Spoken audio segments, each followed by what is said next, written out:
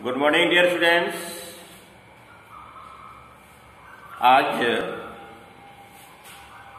एक हम लोग बहुत ही बेहतर एक्सपेरिमेंट के संदर्भ में जानेंगे। आप अपने परिवेश में अपने चारों तरफ प्रायः यह ऑब्जर्व करते हैं कि एक ही ऊंचाई से दो वस्तुओं को गिराया जाए। मान लिया जाए एक कागज का टुकड़ा है, एक 5 किलो का बटखरा है, तो तुरंत आप जवाब दीजिएगा कि सर सबसे पहले 5 किलो का बटखरा जमीन पर आएगा, कागज का टुकड़ा विलंब से आएगा। आपने तो यह जवाब तो दे ही दिया, लेकिन क्या आपने कभी ऐसा सोचा कि कागज का टुकड़ा विलंब से क्यों पहुंचा और 5 किलो का बटखरा क्विकली पहुंचा? तो डियर स्टूडेंट्स, पृथ्वी हर वस्तुओं पर ग्रेविटेशन फोर्स लगाती है और अपने केंद्र की तरफ खींचने का हर समय प्रयास करती है। पृथ्वी ने जो ग्रेविटेशन फोर्स लगाया 5 किलो के बटखरा पर और कागज के टुकड़ा पर, तो किसी भी ऑब्जेक्ट का सेंटर, केंद्र बिंदु कहाँ माना जाता है? जहां पर सबसे उसका अधिक मास होता है। तो जहां पर जो ग्रेविटेशन फोर्स पृथ्वी लगाती है जब उस पर, तो एक वर्टिकल लाइन, ऊर्ध्वाधर रेखा पृथ्वी और उस फॉलिंग ऑब्जेक्ट के केंद्र से जुड़ता है। एक काल्पनिक कागज के साथ भी वही बात है।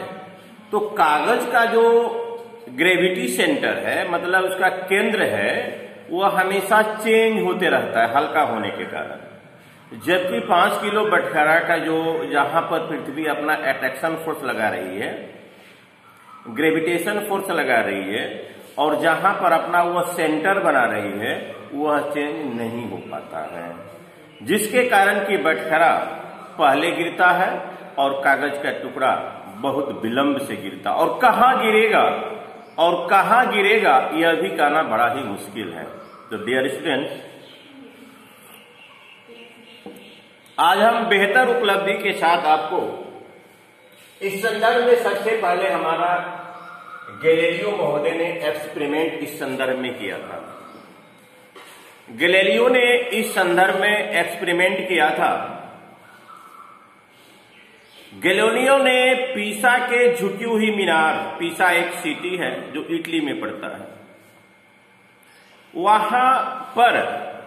वहां के झुकी हुई मीनार से एक कागज का टुकड़ा नहीं, 2 ऑब्जेक्ट को गिराया। एक ऑब्जेक्ट काफी लाइटेस्ट था और दूसरा ऑब्जेक्ट हैवी था, यानी विभिन्न द्रव्यमान के थे। 2 ऑब्जेक्ट को गिराया, 2 सब्सटेंस को गिराया। एक लाइटेस्ट था और एक थोड़ा सा हैवी था। उसने देखा कि विभिन्न द्रव्यमान वाले जो पदार्थ थे मिला जुलाकर लगभग में एक ही साथ जमीन पर आए, लेकिन उन्होंने यह भी ऑब्जर्व किया जो लाइटेस्ट, जो हल्का ऑब्जेक्ट था, थोड़ा सा विलंब से पहुंचा। उन्होंने यहां तक अपने एक्सपेरिमेंट में खुलासा किया है। उन्होंने यहां तक अपने एक्सपेरिमेंट में खुलासा किया है कि हैवी ऑब्जेक्ट पहले आया और जो लाइटेस्ट ऑब्जेक्ट था वो थोड़ा विलंब से आया। फ्यू सेकेंड माना जाए उसको। तो उसने इस पर अपना यह रिजल्ट निकाला कि हवा के चलते हवा में जो फ्रिक्शंस हैं, हवा उसके मोशन का अपोज किया, हवा उसके मोशन का अपोज किया। जबकि गैलीलियो ने कहा कि सारे ऑब्जेक्ट वह किसी भी मास के हों, किसी भी द्रव्यमान के हों, एक समान त्वरण से नीचे की तरफ गिरता है। यहां तक तो उसने एकदम स्पष्ट कर दिया कि सारे मास, सारे सब्सटेंस, सारे ऑब्जेक्ट समान एक्सीलरेशन से गिरता है। और उसने दूसरे ऑब्जेक्ट को विलंब से पहुंचने का कारण यह बताया कि due to friction of air opposed by the air, हवा के द्वारा उसका रेसिस्टेंस करना, हवा के द्वारा उसका प्रतिरोध करना। उसने इतना कहा कि इसी कारण से दूसरा पिंड थोड़ा विलंब से पहुंचा। इसके लिए उसने हवा को जिम्मेदार बताया, हवा को उत्तरदायी बताया। उन्होंने यहां तक अपने एक्सपेरिमेंट में खुलासा कर दिया और उनके एक्सपेरिमेंट को हमारे रॉबर्ट बायल महोदय ने उनके एक्सपेरिमेंट को हमारे रॉबर्ट बायल महोदय ने, उन्होंने जो प्रेडिकेट किया था, गैलीलियो ने जो प्रेडिकेट किया था, उसको बिल्कुल सत्य पाया। गैलीलियो ने जो भविष्यवाणी की थी कि हल्का चाहे भारी ऑब्जेक्ट हो, वह समान त्वरण से गिरती है, लेकिन उन्होंने यह भी खुलासा किया कि दूसरा जो हल्का जो सब्सटेंस है थोड़ा विलंब से गिरा था, इसका कारण एक ही है, due to friction of the air. उन्होंने जो भविष्यवाणी की वह बिल्कुल यूनिवर्सल पाया गया। इसके संदर्भ में हमारे रॉबर्ट बायल ने एक्सपेरिमेंट किया। उसने क्या किया, एक ट्यूब लिया,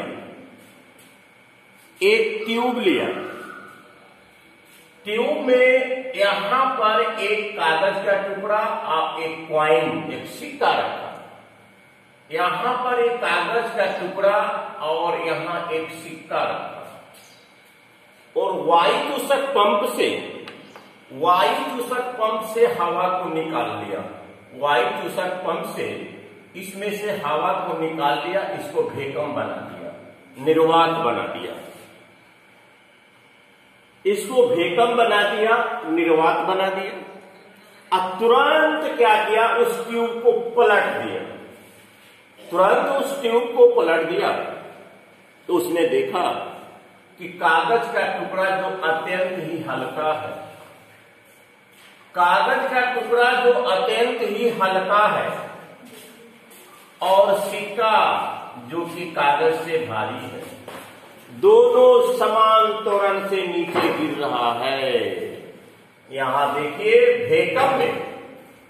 वैक्यूम में चाहे भारी ऑब्जेक्ट हो चाहे हल्का ऑब्जेक्ट हो, इसको हमारे रॉबर्ट बायल ने अपने एक्सपेरिमेंट में सिद्ध किया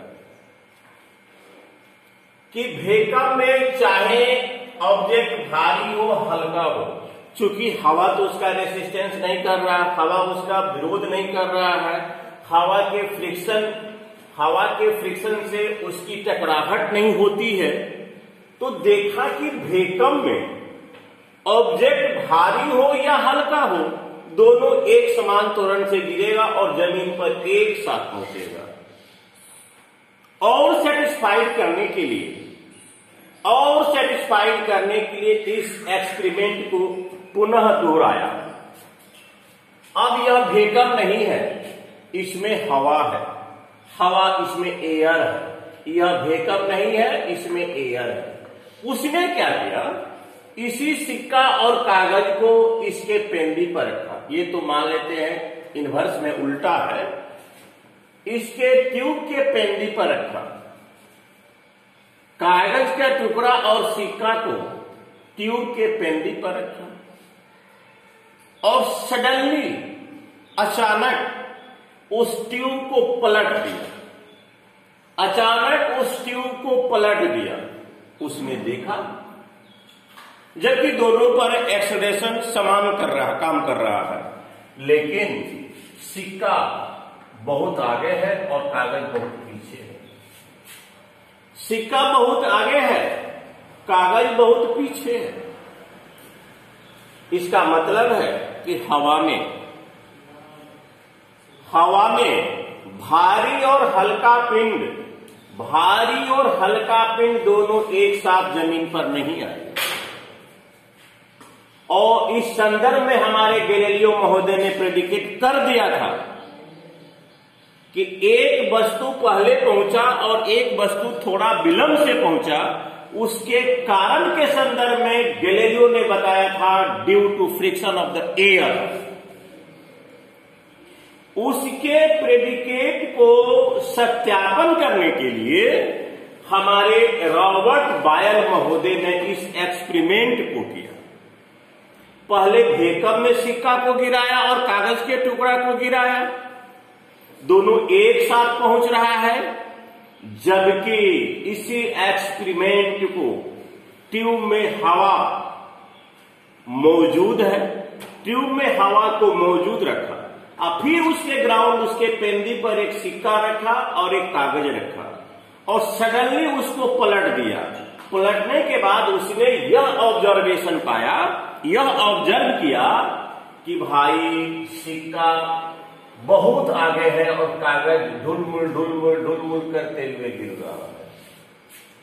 तो ढुलमुल करते हुए गिर रहा है, इसका मतलब होता है पृथ्वी जो इस पर फोर्स लगा रही है, तो जहां पर पृथ्वी फोर्स लगाती है, ये वर्टिकल लाइन हुआ ग्रेविटेशन फोर्स का, तो इसका सेंटर जो है वह चेंज नहीं होता है, हल्का फल्का हो सकता है, लेकिन यह हमेशा अपने सेंटर को एक्सिस्टेंस में रखता है। लेकिन कागज रेसिस्टेंस के कारण, हवा के रेसिस्टेंस के कारण इसका सेंटर बदलते रहता है और नीचे आकर वह क्लाइमेट में कहां पर गिरेगा यह भी कहना मुश्किल है। और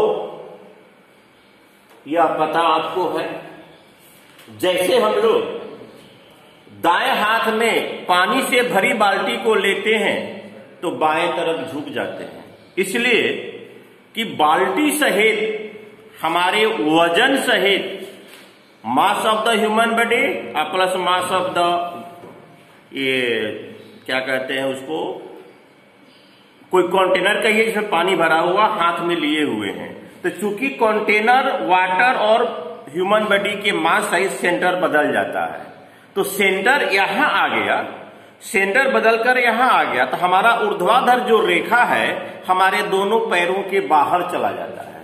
नतीजा यह होता है कि जब हम झुक जाते हैं पानी से भरे कंटेनर को लेकर, तो हमारा ऊर्ध्वाधर लाइन जो पृथ्वी हमारे ऊपर बल लगा रही है, जो सेंटर हमारे शरीर में बना रही है, तो हमारे सेंटर और पृथ्वी के ग्रेविटेशन फोर्स का जो केंद्र है दोनों एक ऊर्ध्वाधर लाइन में बना रहे, इसलिए हम लोग बाएं तरफ झुक जाते हैं। तो डियर स्टूडेंट्स, आज का जो हम लोग का एक्सपेरिमेंट हुआ ये सब क्लास के लिए है, ये कॉमन क्वेश्चंस है।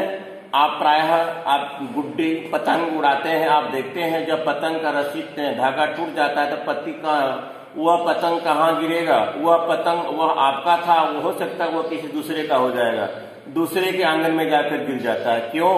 क्योंकि पतंग का जो केंद्र है जहां पर पृथ्वी अपना ग्रेविटेशन फोर्स लगाती है वो हमेशा सेकेंडों सेकेंड हमेशा बदलते रहता है। वही 20 किलो का बटखरा अगर ऊपर से गिराते हैं तो डायरेक्ट पृथ्वी पर आएगा। ये आपने तो अपने अपने परिवेश में, अपने वर्क में प्रायः डेली अनुभव करते होंगे। तो डियर स्टूडेंट्स, इसे निश्चित रूप से आप क्लिक करेंगे और पढ़ेंगे, इसका अवलोकन करेंगे।